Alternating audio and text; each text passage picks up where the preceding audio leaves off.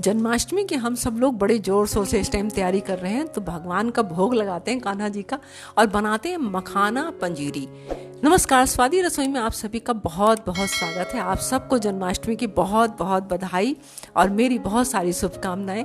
तो देखते हैं इसको बनाने के लिए किन किन चीज़ों की ज़रूरत है। यहाँ पर मैंने देसी घी लिया है, मखाना लिया है 1 कटोरी, करीब 100 ग्राम के करीब मखाना या 50 ग्राम जो भी आपकी ज़रूरत हो। यहाँ पर मैंने नारियल लिया है, नारियल को अच्छी तरह से ग्रेट कर लिया है और चिरौंजी ली है।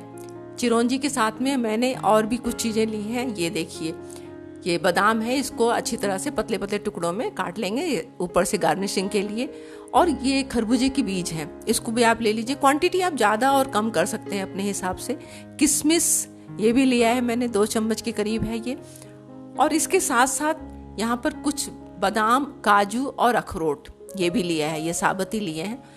अब इन चीज़ों को आप नारियल जो बाजार में आता है डेसिकेटेड नारियल कोकोनट, वो भी ले सकते हैं आप। अगर आप ऐसे चाहें तो इसको कद्दूकस करके और इसको भी ले सकते हैं। अब इसको बनाना शुरू करते हैं। तो बनाने के लिए सबसे पहले देसी घी लेंगे, क्योंकि पूजा का बना रहे हैं भोग के लिए, तो देसी घी का इस्तेमाल करें आप लोग। यहाँ पर आधा चम्मच, ज़्यादा घी नहीं डालना है आपको, इस बात का ध्यान रखिएगा। बहुत थोड़ा सा घी, आधा चम्मच डाल के, और इसको मखाने को हमें लगातार चलाते हुए भूनना है। इससे पहले मैंने एक और रेसिपी इसी चैनल पे, अपने स्वादी रसोई पे ही डाल रखी है, वो है धनिये की पंजीरी। उसका भी भोग लगता है भगवान जी को, तो वो भी आप अगर बनाना चाहें तो उसको देख के बना सकते हैं। अब की बार मैं मखाने की पंजीरी बना रही हूँ, ये भी बहुत अच्छी लगती है और भगवान को बहुत पसंद है ये। तो ये देखिए, बातों बातों में ये भुन गया मखाना। अब इसको, मखाने को आपको उतनी देर भुनना है, इसको हाथ से क्रश करके देख लीजिए, उस कंडीशन पे आप इसको निकाल लीजिए बाहर। अब इसी पैन में थोड़ा सा घी डालेंगे। घी आपको बहुत थोड़ी थोड़ी क्वांटिटी में डालना है। अब ये जो साबुत हमने ड्राई फ्रूट लिए थे, इसको भी भून लेंगे। भूनने का मतलब यही है कि ये जब सारी चीज़ें भून लेंगे तो इसका कच्चापन निकल जाएगा। उसके बाद जो पंजीरी बनाएंगे वो आप कई दिन तक रख सकते हैं, खराब नहीं होगी। अब इसे निकाल लेते हैं। इसी पैन में दोबारा खरबूजे के जो बीज थे ये भी भून लेंगे। बस इन बातों का ध्यान रखिए कि इसको लगातार चलाते रहना है और गैस की आंच बिल्कुल सिम रखनी है आपको। अब ये भुन गया है। इसी में जो चिरौंजी थी, किशमिश थी, ये भी डाल देंगे, क्योंकि ये सब चीज़ें बहुत जल्दी भुनती, ज़्यादा देर इसको नहीं करना है भूनने के लिए, नहीं तो ये जल जाता है। अब इसे निकाल लेंगे, साथ साथ आप निकालते रहिए। अब इसी पैन में हमें दोबारा घी डालने की ज़रूरत नहीं पड़ी है। जो मैंने गार्निशिंग के लिए कटिंग किया था, ये बादाम भी कर लेंगे, भून के साइड कर लेंगे। कोकोनट जो है ये भी भूनना है, लेकिन बहुत थोड़ी देर के लिए भूनना है, बिल्कुल सिम आंच पे लगातार चलाते हुए, क्योंकि बहुत जल्दी जल जाता है ये। तो इस बात का आप ध्यान रखिए। बस इन चीज़ों को भूनना उतनी देर है जिससे इसका कच्चापन ख़त्म हो जाए।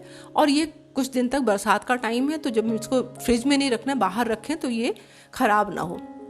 अब इसको पीसना है। ये देखिए, मिक्सी में ऐसे मोटा मोटा पल्स मोड पे आप चलाएंगे तो आपका दरदरा सा ये पाउडर बन जाएगा। ज़्यादा अगर स्पीड में चलाएंगे तो इसमें से ऑयल निकल आता है, तो उस कंडीशन में आप ऐसा नहीं करिएगा। और ये देखिए, जो मखाना था इसको भी पल्स मोड पे ही हमें चलाना है, ये पाउडर फॉर्म में रहना चाहिए। तो ये सब चीज़ें इसको ब्लेंड करके और इसमें हमें डाल देना है। अब ये ठंडा हो गया था, तो इससे हमने सब चीज़ों को अच्छी तरह से ग्राइंड कर लिया। अब इसे एक बड़ा सा बाउल लीजिए, उसमें सारी चीज़ों को मिलाते हुए हमें मिक्स करना है। सब चीज़ों को मिला दिया है। ये जो कोकोनट था उसको ही मिला देंगे। और कुछ चीज़ें हमें पीसनी नहीं है, जैसे खरबूजे का बीज था और वो किशमिश, चिरौंजी, ये सब चीज़ें हमें ऐसे ही रखनी है। ये देखिए, इसको नहीं पीसना है, इसको हम साबुत ही डालेंगे। इसका टेस्ट खाने में बहुत अच्छा लगता है, तो ये भी मिला देंगे। और मिलाने के बाद सबसे लास्ट में जो है वो हमें बूरा मिलाना है। बूरा मार्केट में बड़ी आसानी से मिल जाता है। स्वाद अपने हिसाब से देख लीजिए। यहाँ पर करीब करीब 60 ग्राम के करीब मैंने डाला है, 60-70 ग्राम के करीब होगा, 1 कटोरी से थोड़ा कम है ये। तो ये सब चीज़ें मिलाने के बाद आपके पास अगर तगाड़ नहीं है तो आप शुगर जो होती है उसको भी पीस के डाल सकते हैं। इलायची पाउडर डाल देंगे और सारी चीज़ों को मिला देंगे। बहुत आसान है, बहुत जल्दी बन जाती है, लेकिन खाने में बहुत टेस्टी होती है ये। तो ये देखिए, इसको अब सारी चीज़ों को मिक्स करके, ये पहले भी 3-4 दिन पहले, जैसे त्यौहार का टाइम है तो ज़्यादा टाइम नहीं होता, तो पहले से बना के रख सकते हैं। अब ये बन के तैयार हो गई है, भगवान को भोग लगाना है, तो तुलसी का पत्र आप ज़रूर डालिएगा इसमें। ये देखिए, बन के तैयार हो गई। तो आपको आज की अगर रेसिपी पसंद आती है तो आप मुझे लिख कर जरूर बताइए। 2 दिन की जन्माष्टमी मनाई जा रही है अब की बार, 18 और 19 की। तो आप कौन से दिन मना रहे हैं ये मुझे लिखकर कमेंट में जरूर बताइए कि आपके यहाँ कौन से दिन मनाई जा रही है जन्माष्टमी। और इसके बाद एक और भगवान के भोग की रेसिपी मैं दूसरे वीडियो में लाने वाली हूँ, उसको आप ज़रूर देखिएगा, क्योंकि भगवान का भोग कई चीज़ जो ऐसी हैं जो जन्माष्टमी में बनाई जाती है, भगवान को बहुत पसंद होती हैं। तो अगर आपको आज की ये रेसिपी पसंद आती है तो मेरे चैनल को प्लीज़ लाइक करें, शेयर करें और सब्सक्राइब भी ज़रूर करें। मिलते हैं एक नई वीडियो में नई रेसिपी के साथ, तब तक के लिए नमस्कार।